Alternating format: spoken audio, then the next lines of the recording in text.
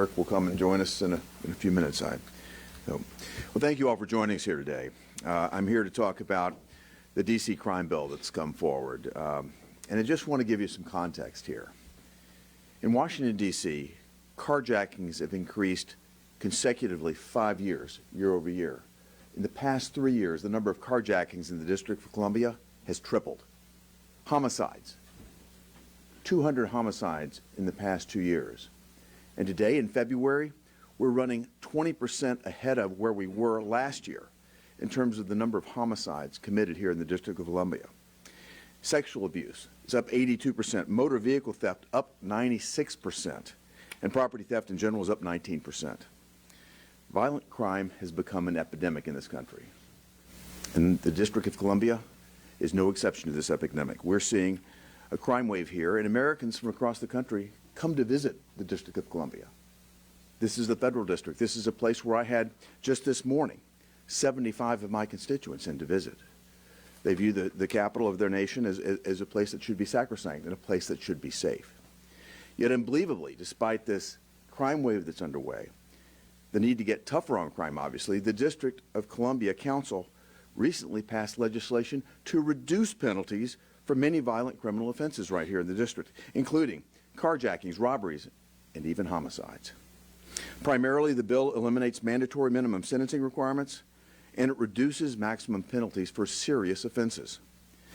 Recognizing that Washington, D.C. citizens and visitors want safer streets, Mayor Bowser actually vetoed this legislation.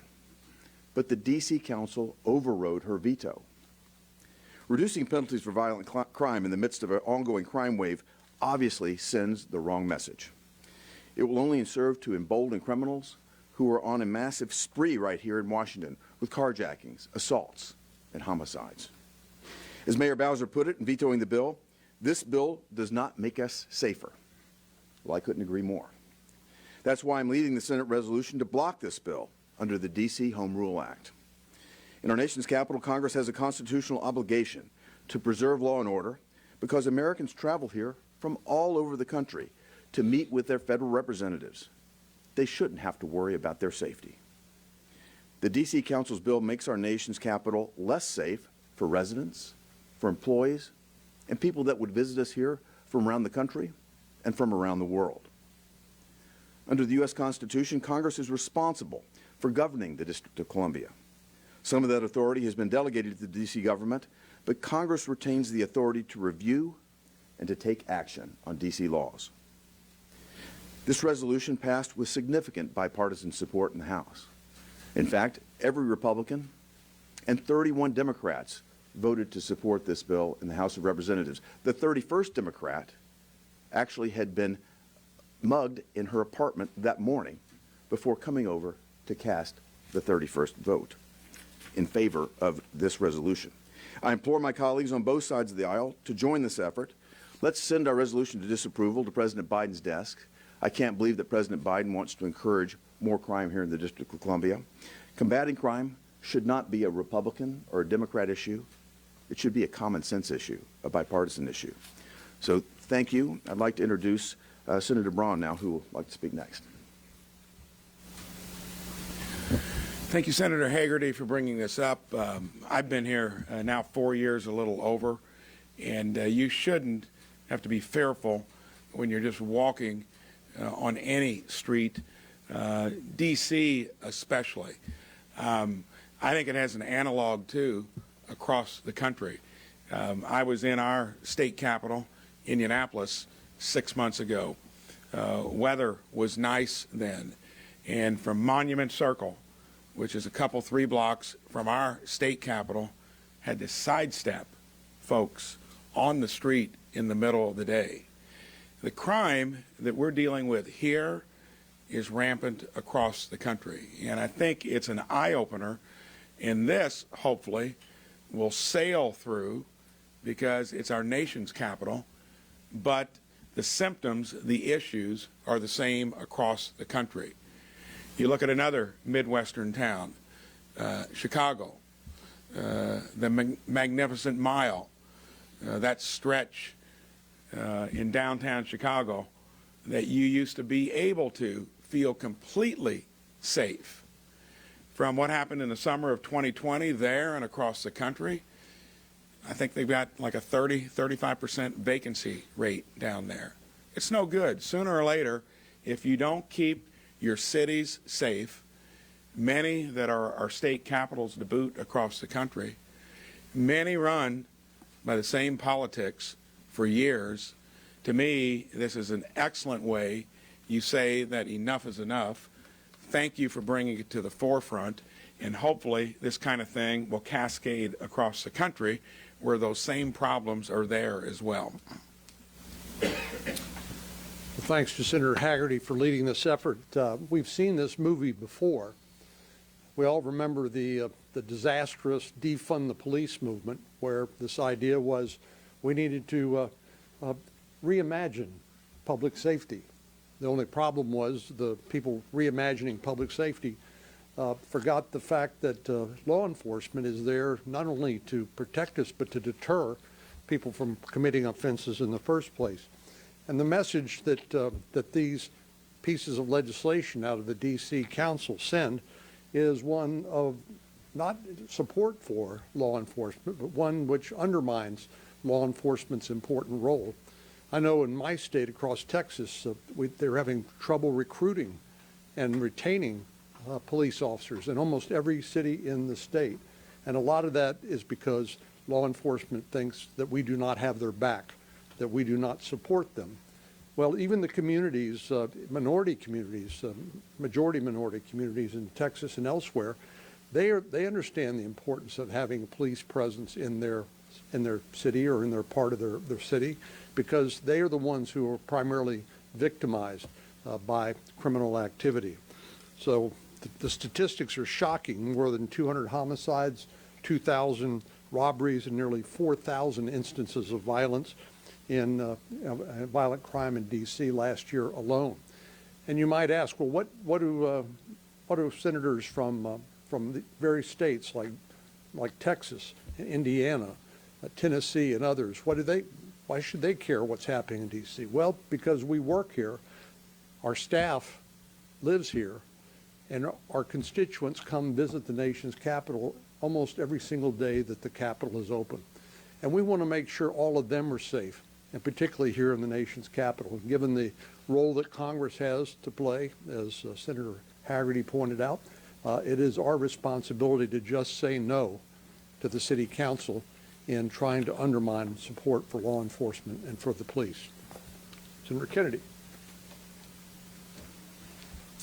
I too want to thank Senator Hagerty for leading this effort. I'll make 2 quick points. We are all responsible for our actions. It doesn't matter how badly we're feeling that day. It doesn't matter what someone else has done to us.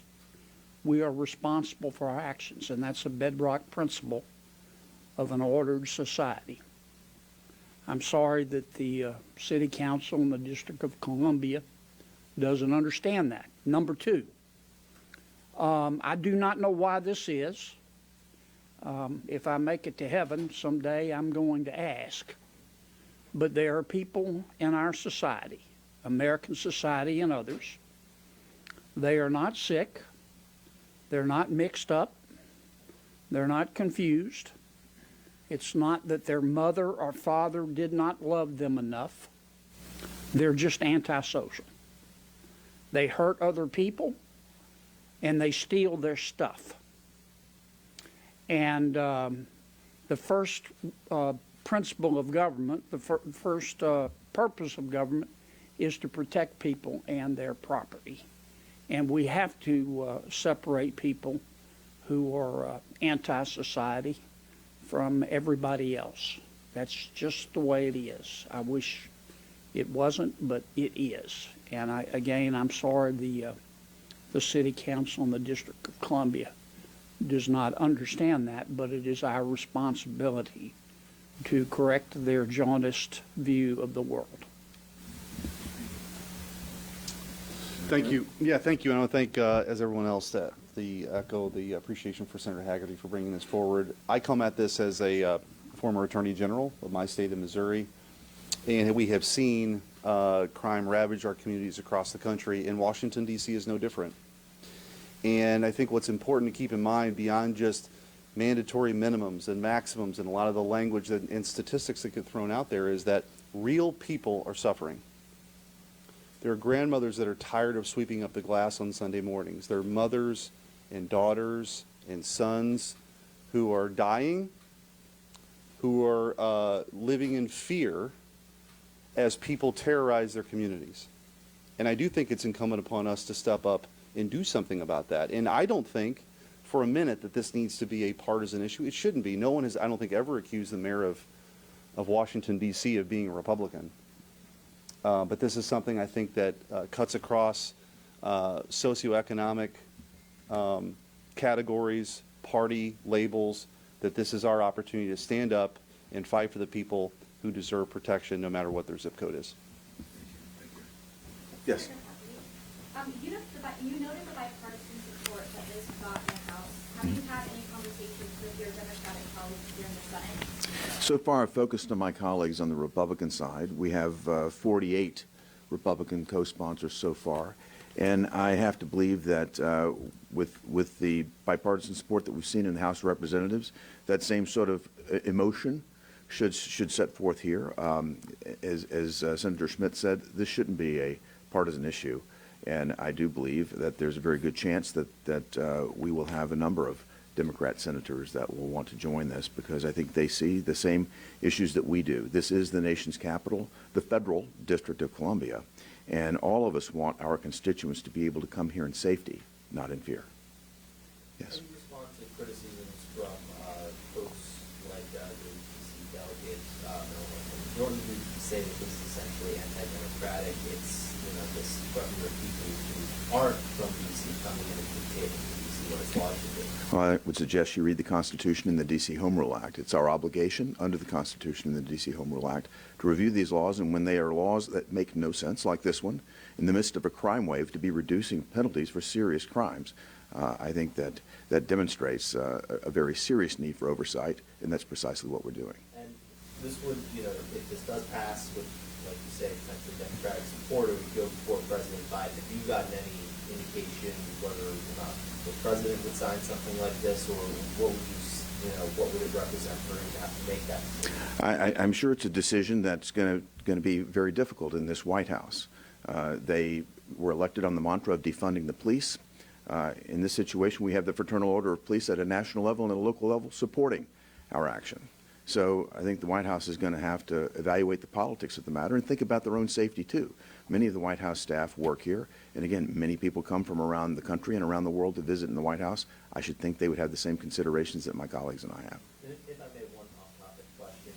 Tomorrow there's going to be a hearing for the IRS nominee, Danny Warhol. What are you thinking you'd like to see from that as folks evaluate this potential nominee to the IRS? I think all of us are concerned with respect to the weaponization of the IRS that's taken place. I've had the Treasury Secretary before me 3 times. Each time I've asked her who's going to be held to account for leaking confidential, private taxpayer information that has occurred during this administration and on her watch. Each time I get some non-answer. We're looking into it. I think the American public is very distrustful of the IRS right now. That's a shame. Our institution should be respected. But given the way they've been weaponized, I think there's a great deal of concern. The concern becomes even greater when we have the massive $80 billion influx of funding going to the IRS. I don't think they can handle it. I don't think they can recruit to the standards that they probably should to hire a tremendous number of auditors to go after the middle class here in America. So it's going to be it's a great concern that's felt by constituents in my home state, and I think it's something we'll need to address tomorrow. Is tomorrow an opportunity where they could sort of ease those concerns? Do you think that that's a possibility? I'd like to hear tomorrow who they've held to account for disclosing confidential taxpayer information. Again, it's been done to hurt political enemies of this administration. I'd be interested to see if they're going to be in a position to disclose that tomorrow. Yes. Realistically, what are the next steps for this resolution? Isn't it the case that the majority leaders have to bring this up, and you can't imagine who wants to So- find that situation? I would think, given the bipartisan support that we've already seen from the House, and they'll be sending something over here as well, we will be moving on this, I hope, after we get back from the next break in March. This is already in the process right now. There's a 20-day process. It's got to work its way through. It will ripen by the time we get back, and then it'll be a motion to bring it from the committee and then bring it onto the floor. We can deal with this pretty quickly. Yes. So we've seen this resolution, we've seen another resolution related to the electric voting law from DC. Do you see this as sort of a blueprint to advance House Republican priorities through the Senate related to DC in the future? No, I see this as us exercising our responsibilities under the Constitution and the D.C. Home Rule Act. Thank you all.